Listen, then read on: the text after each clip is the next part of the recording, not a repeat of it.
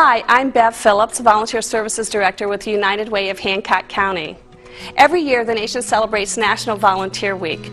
During this week, people all across America will be sharing their stories about volunteering and how it has impacted their lives.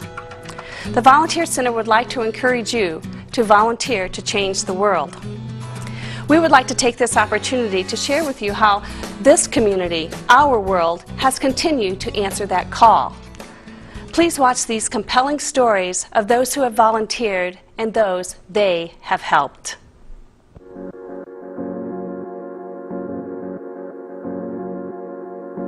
Days of Caring is a couple days out of the year where we can get out of the office and help in the community to better the community, do different things, painting, cleaning up, just have a lot of fun with the area community. Well, it certainly has given us the opportunity to have folks come out and help us with some projects that on a nonprofit budget we don't always have a lot of maintenance time to give to. Things like trimming trees, those kind of things even require some professional experience, and those aren't people that we keep on staff, nor can we always afford to have that done. So that was a great experience for us to have them come out and do that. At the Family Resource Center, we did some landscaping, cut bushes down, cut a tree down, which was very interesting. Had to call in some help and made the place look a lot better and had some fun. Family Resource Centers is the local children serving and family serving mental health agency in town. We have a contract with our local Adamus board to be able to provide those services regardless of a person's ability to pay. So we can provide counseling, we can provide medication services, we can provide parent education, we can provide home-based counseling, all those kind of things regardless of a person's ability to pay. For Days of Caring, we try to put together a team from First Federal of 4 to 5 people that can either work on the same project or another project, just to be out and doing community well. Days of Caring certainly is a great targeted kind of couple of days where we can do some hard physical labor kinds of projects, which is typically what we try to pick. But our agency utilizes volunteers throughout the year for several different things. One being a weekend retreat for middle school students in November, and we are always looking for people willing to come in and serve dinners, come in and be willing to work with the kids in a group format. The amount of volunteerism that happens in that one weekend alone is enormous, because that's a 36-hour retreat. We also do another one in the spring, which is limited to a school day, that we can always use, again, volunteers to serve meals, to work with the kids in group formats, be leaders and role models for the kids as well. We enjoy working together as a team for First Federal and helping the community.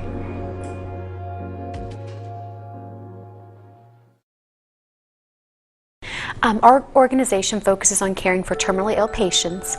We use volunteers in a lot of different capacities. The hospice movement actually started as a volunteer movement, so we've really tried to keep that component. But here in Findlay, we use volunteers to provide respite for our patients. They may go into a home and sit with the patient for a couple of hours to give the caregiver a break.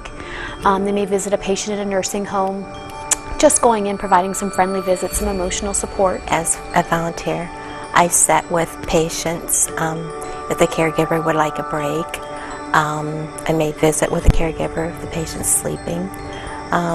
You may just, do whatever they ask. If they want you to read to them, you read to them. You do whatever you need to do when you're there. We also have specially trained volunteers who are members of our vigil team.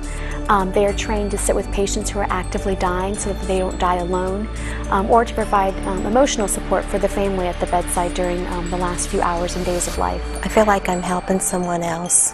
I feel like I'm giving back. I really enjoy it. I feel like I'm helping and maybe putting a smile on somebody's face.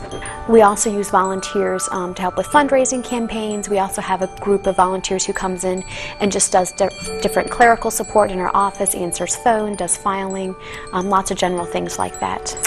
I got involved. I had hospice for my husband, and I thought it was a wonderful organization, and they did wonderful things for us, and I wanted to give back. My husband was on hospice. He was in the nursing home, and they just did. There's one story that my husband wanted to live to see my son graduate.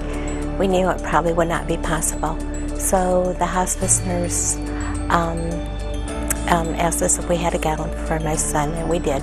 So he went to school and got the gown. He came back and put his graduation gown on, and we took pictures, and my husband seen him and everything. And that night my husband passed away, so in my husband's mind, he did see his son graduate. We do have all of our volunteers go through a 21-hour training program. It's very extensive. We want to give our volunteers a good foundation and a good base to work from, so that way we know them well, but also so that we can make sure they have the right information when they're going in and working with our patients and their families. I want to give back. I want to do something that I feel good about, and this is very much so.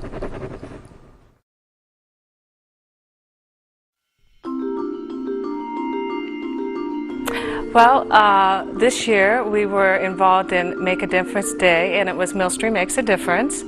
And we also like them to volunteer for United Way Day of Caring. There are some programs at Millstream that do their own service learning projects, and the one that particularly comes to mind is the welding program. They weld 3-wheel carts together for the PET projects, which is a project that sends 3-wheel carts over to third world countries for amputees. We were involved by allowing students, since I don't have a program, we took the initiative to have my English students donate products, as well as the other buildings, Millstream North, Millstream South, to Chopin Hall. Those products specifically in need were personal hygiene items, shampoo, shaving cream, soap, those types of items. Overall, the students donated well over 300 and some items, which really was a benefit to the Chopin Hall. Yes, we had cosmetology involved. They were doing makeovers.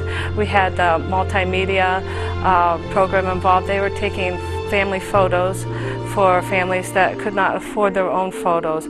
So basically they would get their hair and makeup done and then go over and have their picture taken. During the Make a Difference Day, I had done maybe 6 or 7 people's hair, and we had different shifts. We all rotated. We met very many different people. Some I would have never met before, a lot of them from the flood. Students had a great time doing it.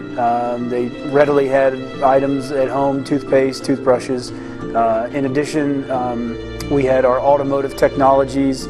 They offered free vehicle inspections to see if there were some minor issues mechanically that automobiles needed. Our medical technology students offered free blood pressure testing and some routine regular health services to those that needed it as well. And then finally, our childhood education area provided activities for children while their family members or friends were busy doing other activities. Our program, we go to a church. This will be our second time going to church on Main Street, where we do cleaning of the church, upstairs and downstairs, and it's a very related skills for us to do.